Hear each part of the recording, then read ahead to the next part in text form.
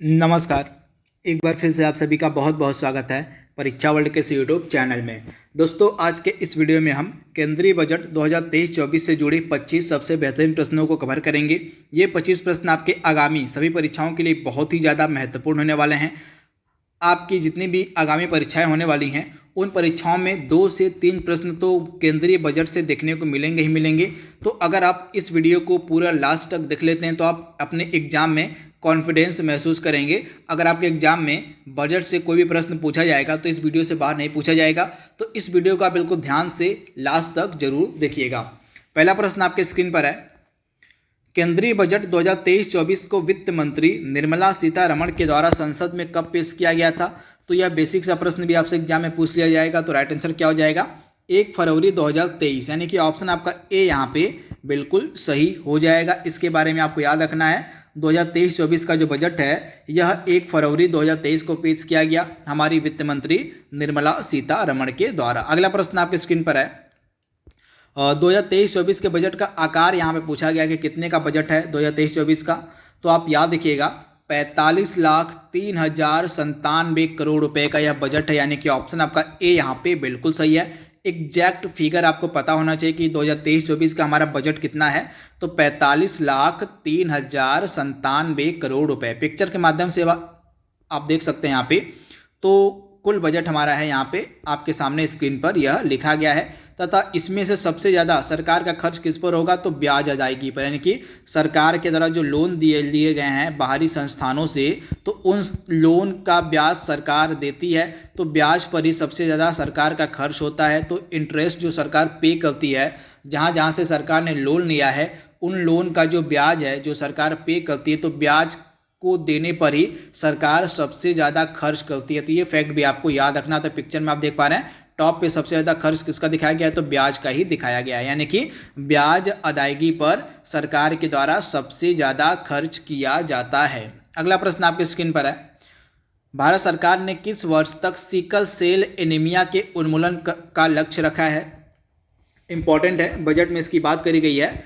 तो वर्ष 2047 तक, ऑप्शन आपका सी यहाँ पे बिल्कुल सही हो जाएगा। वर्ष 2047 तक सिकल सेल एनीमिया के उन्मूलन का लक्ष्य रखा गया है। तो इसके बारे में आप याद देखिएगा। यहाँ पे आप देख पा रहे हैं इसकी घोषणा जो है केंद्रीय बजट 2023-24 में की गई है।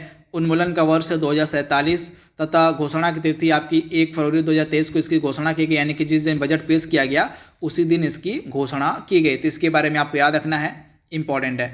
तथा सिकल सेल एनीमिया उन्मूलन मिशन भी शुरू किया गया था। इसके तहत इसका उद्देश्य क्या है? बीमारी के बारे में जागरूकता पैदा करना तथा सिकल सेल एनीमिया का उन्मूलन करना 2047 तक। तो काफ़ी ज़्यादा महत्वपूर्ण प्रश्न है, इसको आप स्टार मार्क जरूर कर लीजिएगा। अगला प्रश्न आपके स्क्रीन पर है। उच्च गुणवत्ता वाली बागवानी फसल उत्पादन के लिए किस कार्यक्रम की शुरुआत की घोषणा केंद्रीय बजट 2023-24 में की गई है? तो आप याद रखिएगा उच्च गुणवत्ता वाली बागवानी फसल उत्पादन के लिए एक कार्यक्रम की शुरुआत की गई है जिसका नाम है आत्मनिर्भर बागवानी स्वच्छ पौध कार्यक्रम। तो इसके बारे में आप याद देखिएगा, यानी कि आपका राइट आंसर क्या हो जाएगा? ऑप्शन आपका बी यहाँ पे बिल्कुल सही हो जाएगा। आत्मनिर्भर बागवानी स्वच्छ पौध कार्यक्रम, इसके अंतर्गत जो है 2200 करोड़ रुपए, कितना? तो 2200 करोड़ रुपए का बजट एलोकेट किया गया इसके लिए। तो इसके बारे में आप याद रखिएगा। अगला प्रश्न आपकी स्क्रीन पर है। केंद्रीय बजट 2023-24 में केंद्र सरकार के द्वारा 7 प्राथमिकताओं को अपनाया गया है। तो इनको क्या नाम दिया गया है? तो जो 7 प्राथमिकताएं अपनाई गई हैं केंद्र सरकार के द्वारा इस बजट में, तो इनको नाम दिया गया है सप्तऋषि, यानी कि ऑप्शन आपका यहाँ पे ए जो है बिल्कुल सही हो जाएगा। तो इस सप्तऋषि के तहत किनको किनको रखा गया है? तो आइए देख लेते हैं। तो यहाँ पे पिक्चर के माध्यम से आपको ज़्यादा क्लियर हो जाएगा। तो सप्तऋषि की यहाँ पे बात की गई है। तो 7 प्राथमिकताएं क्या हैं?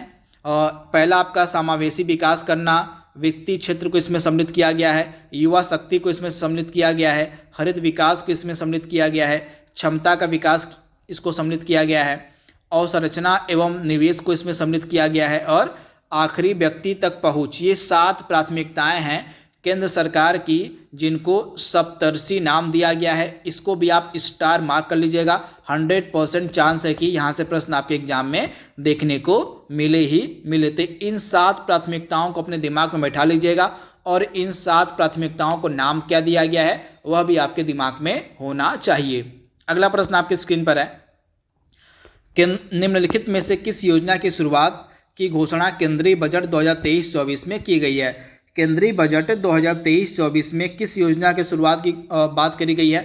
तो इसमें से तीनों योजनाएं, अमृत धरोहर स्कीम हो गया, ई न्यायालय परियोजना चरण 3 हो गया, प्रधानमंत्री कौशल विकास योजना का चौथा चरण, यानी कि इन तीनों योजनाओं के शुरुआत की जो है बात करी गई है इसमें और इस बजट में। तो इसका राइट आंसर क्या हो जाएगा? इनमें से सभी आपका यहाँ पे होगा, इनमें से सभी आपका यहाँ पे राइट आंसर हो जाएगा। अगला प्रश्न आपकी स्क्रीन पर है, केंद्रीय बजट 2023-24 के अनुसार नई व्यक्तिगत आयकर व्यवस्था में स्लैब की संख्या 6 से घटाकर कितनी कर दी गई? यानी कि 2023-24 में जो आयकर व्यवस्था में स्लैब की संख्या है, जो स्लैब हैं उनको घटाकर कितना कर दिया गया है? तो आप याद रखिएगा, पहले जो है स्लैब हुआ करते थे 6, लेकिन उनको अब घटाकर कर दिया गया है 5, यानी कि अब नई व्यक्तिगत आयकर व्यवस्था में 6 की जगह अब 5 स्लैब होंगे। ये 5 स्लैब कौन कौन से हैं? तो 3 से लेकर 6 लाख तक 5% का टैक्स, 6 से लेकर 9 लाख तक 10%, 9 से लेकर 12 लाख तक 15%, 12 से लेकर 15 लाख तक 20% और 15 लाख से ज़्यादा पर 30%। तो ये नया टैक्स स्लैब है, तो इसके बारे में आप याद रखिएगा। तो नया टैक्स स्लैब कितना है? तो टोटल आपके 5 स्लैब हैं, तो इनको आप याद रखिएगा, पहले 6 हुआ करते थे। अगला प्रश्न है, केंद्रीय बजट 2023-24 के अनुसार सरकार अगले 3 वर्षों में कितने किसानों को प्राकृतिक खेती अपनाने के लिए प्रोत्साहित करेगी? तो अगले 3 वर्षों में 1 करोड़ किसानों को, आप याद रखिएगा, अगले 3 वर्षों में 1 करोड़ किसानों को जो है प्राकृतिक खेती करने के लिए प्रोत्साहित किया जाएगा केंद्रीय सरकार के द्वारा। तो राइट आंसर क्या हो जाएगा? ऑप्शन आपका यहाँ पे जो ए है बिल्कुल सही हो जाएगा। अगला प्रश्न है, भारतीय मोटा अनाज या बाजरा अनुसंधान संस्थान कहाँ पर अवस्थित है? तो आप याद रखिएगा, भारतीय मोटा अनाज या बाजरा अनुसंधान संस्थान आपको मिलेगा हैदराबाद में, यानी कि ऑप्शन आपका यहाँ पे बी जो है बिल्कुल सही हो जाएगा। अब यह न्यूज में क्यों था, आइए इसको देख लेते हैं। तो यहाँ पे पिक्चर में आप देख पा रहे हैं, भारतीय मिलेट अनुसंधान संस्थान हैदराबाद को श्री अन्न के लिए उत्कृष्टता केंद्र के रूप में आवश्यक सहयोग दिया जाएगा। यानी कि जो श्री अन्न स्कीम को लॉन्च किया गया है, इसके तहत उत्कृष्टता केंद्र के रूप में जो सहायता होगी वह दी जाएगी किसको? भारतीय मिलेट अनुसंधान संस्थान हैदराबाद को। तो इसके बारे में आप याद देखिएगा। तो यह श्री अन्न है क्या, आइए इसको जान लेते हैं। बजट में इसकी चर्चा की गई थी श्री अन्न की, तो ये टर्म आप याद देखिएगा। तो सरकार जो है मोटे अनाजों को बढ़ावा देगी। मोटे अनाज में क्या क्या आते हैं? तो ज्वार हो गया, बाजरा हो गया, रागी हो गया, ये सभी आपके मोटे अनाज के अंतर्गत आते हैं। पोषक अनाज को जो है श्री अन्न नाम से भी जाना जाएगा। तो ये जो मोटे अनाज होंगे, जो पोषक अनाज होंगे, इनको जो है श्री अन्न के नाम से भी जाना जाएगा। दुनिया में पोषक अनाज श्री अन्न का भारत सबसे बड़ा उत्पादक है। आप याद रखिएगा, बजट में यह बात बतलाई गई है कि दुनिया में पोषक अनाज, जिनको हम श्री अन्न के नाम से भी अब जानते हैं, इसका भारत सबसे बड़ा उत्पादक देश है। तो इसके बारे में आप याद रखिएगा। भारत को श्री अन्न का वैश्विक केंद्र बनाने के लिए हैदराबाद स्थित उत्कृष्टता केंद्र काम करेगा। यानी कि हैदराबाद का जो अंतर्राष्ट्रीय बाजरा अनुसंधान केंद्र है, यह इसके तहत उत्कृष्टता केंद्र का काम करेगा। तो ये फैक्ट आपको याद रखना, इसी कारण से यह संस्थान न्यूज में था। तो श्री अन्न के अंतर्गत जो मोटे पोषक अनाज हैं, जैसे ज्वार हो गया, बाजरा हो गया, रागी हो गया, इनको सम्मिलित किया गया है। तो इनके बारे में आप याद रखिएगा। अगला प्रश्न है, केंद्रीय सरकार के द्वारा सर्वाधिक खर्च किस मद पर किया जाता है? तो हमारी जो सेंट्रल गवर्नमेंट है वह सबसे ज़्यादा खर्च किस पर करती है? तो मैंने आपको अभी इसके बारे में बताया है कि जो हमारी सरकार है वह सबसे ज़्यादा खर्च जो है ब्याज अदायगी पर करती है। जो बाहरी संस्थानों से, जो बाहरी संस्थान है, जैसे वर्ल्ड बैंक हो गया, IMF हो गया, एशियन डेवलपमेंट बैंक हो गया, इन सबसे जो सरकार हमारे लोन लेती है, तो इन लोन का ब्याज देना पड़ता है सरकार को। तो ब्याज अदायगी पर जो है सरकार के द्वारा सबसे ज़्यादा खर्च किया जाता है। तो ऑप्शन आपका ए यहाँ पे बिल्कुल सही है। आइए पिक्चर के माध्यम से भी क्लियर इसको कर लेते हैं। तो पिक्चर के माध्यम से आपको यहाँ पे ज़्यादा क्लियर हो जाएगा। तो यहाँ पे हम देखते हैं कि कहाँ कहाँ पर सरकार खर्च करती है। तो मान लीजिए सरकार के पास 100 पैसा है, यहाँ पे 1 रुपया यानी कि 100 पैसा सरकार के पास है। तो यहाँ पे आप देख पा रहे हैं, तो सरकार जो है इसमें से जो है आपकी 20% यानी कि 20 पैसा जो है कर्ज का ब्याज देने पर, यानी कि जो सरकार ने कर्ज लिया है उसका ब्याज देने पर 20 पैसा खर्च करती है। तो इसके बारे में आप यहाँ देखिएगा, यानी कि सबसे ज़्यादा कर्ज का ब्याज देने पर सरकार जो है खर्च करती है, यानी कि 100 पैसे में से 20 पैसा सरकार सिर्फ कर्ज का ब्याज देने में खर्च करती है। उसके अलावा 17 पैसा जो है केंद्र की योजनाओं पर खर्च किया जाता है, यानी कि इसके बाद सेकंड नंबर पर स्थान आता है केंद्र की योजनाओं पर, यानी कि जो भी केंद्र सरकार की योजनाएं हैं उसमें 17 पैसा सरकार खर्च करती है, तो सेकंड स्थान पे आपके केंद्र की योजनाओं पर खर्च आ जाएगा।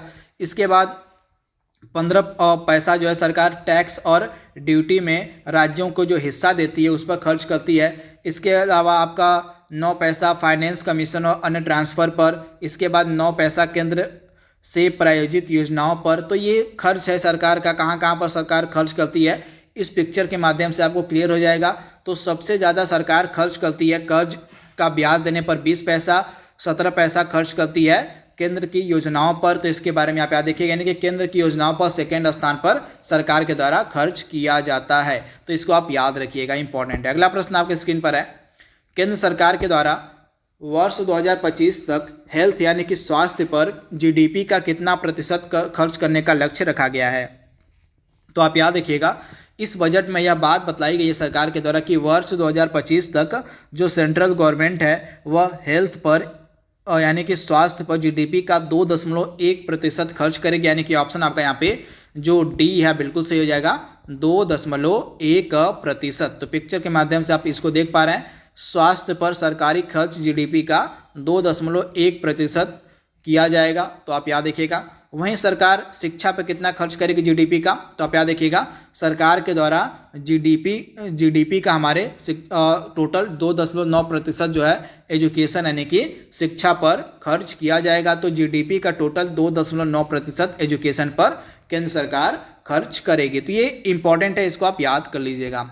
अगला प्रश्न है, बजट 2023-24 में राष्ट्रीय हाइड्रोजन मिशन के अंतर्गत वर्ष 2030 तक कितने मिलियन मीट्रिक टन वार्षिक उत्पादन का लक्ष्य रखा गया है।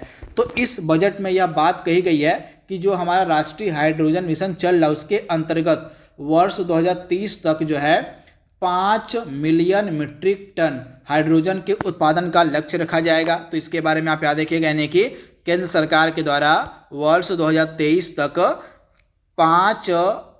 2030 यहाँ पे 5 मिलियन मीट्रिक टन हाइड्रोजन का उत्पादन का लक्ष्य रखा गया है। तो ऑप्शन आपका बी यहाँ पे बिल्कुल सही हो जाएगा। इसके बारे में आप याद रखिएगा, इंपॉर्टेंट है। तो ये किसके अंतर्गत किया जाएगा, नेशनल ग्रीन हाइड्रोजन मिशन के तहत। अगला प्रश्न आपके स्क्रीन पर है, बजट 2023-24 के अंतर्गत अगले 3 वर्षों में किस योजना के तहत सरकार आर्द्र भूमि तथा जैव विविधता को बढ़ावा देगी। तो आर्द्र भूमि और जैव विविधता यानी कि बायोडाइवर्सिटी को बढ़ावा देने के लिए केंद्र सरकार के द्वारा किसकी शुरुआत की गई है।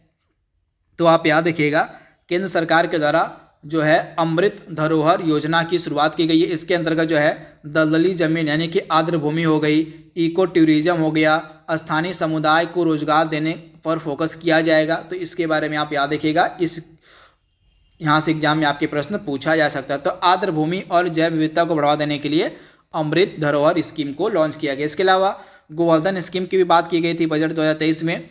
इसके अंतर्गत क्या किया जाएगा, गोबर से कमाई का जरिया बनाना सरकार का मकसद होगा। इसके अलावा पीएम परिणाम स्कीम की भी घोषणा की गई है। इसके अंतर्गत कृषि में रासायनिक उर्वरकों के इस्तेमाल को कम करना इसका लक्ष्य रखा गया है। तो इसके बारे में आप याद रखिएगा। तो पीएम परिणाम स्कीम, गोवर्धन स्कीम, अमृत धरोहर स्कीम, इन तीनों को आप याद कर लीजिएगा। पिक्चर में आपके सामने सारी डिटेल लिखी गई है।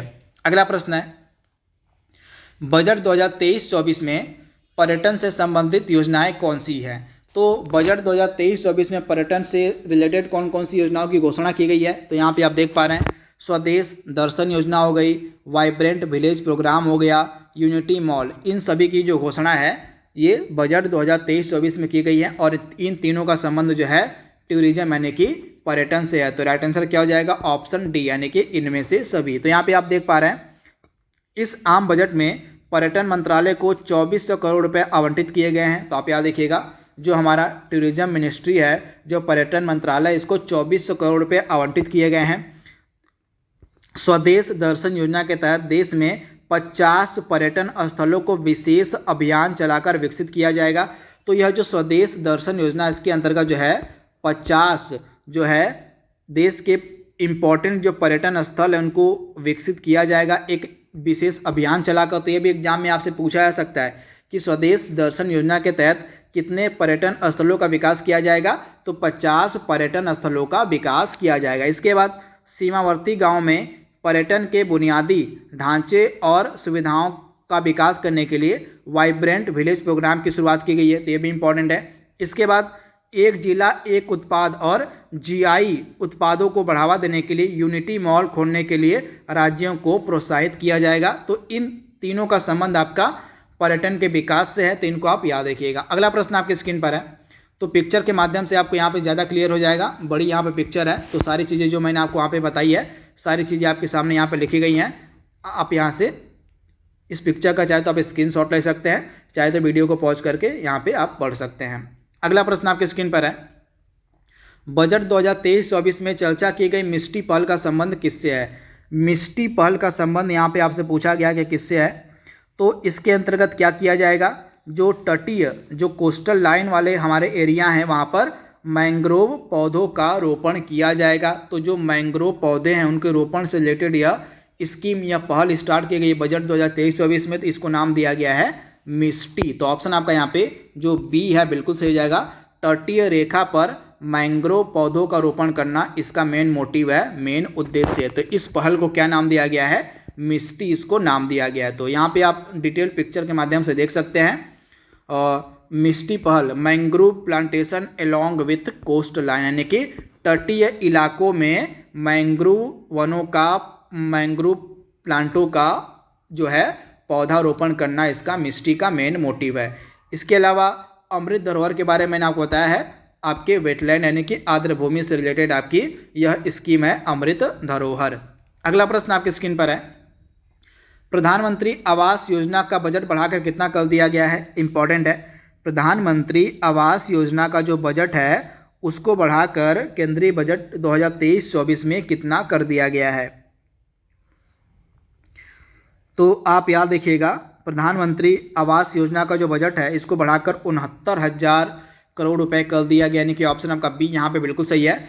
तो यहाँ पे 66% की जो है वृद्धि की गई है। यहाँ पे आप देख पा रहे हैं पीएम आवास योजना के खर्च में 66% का इजाफा किया गया है। तो इसके बारे में आप याद देखिएगा।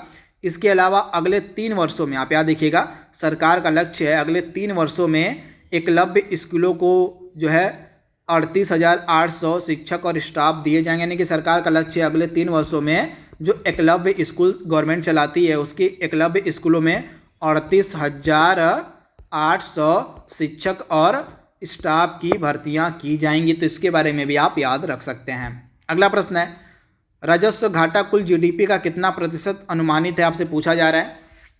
2023-24 के अनुसार राजस्व घाटा जो है कुल जीडीपी का कितना अनुमानित है? इंपॉर्टेंट है।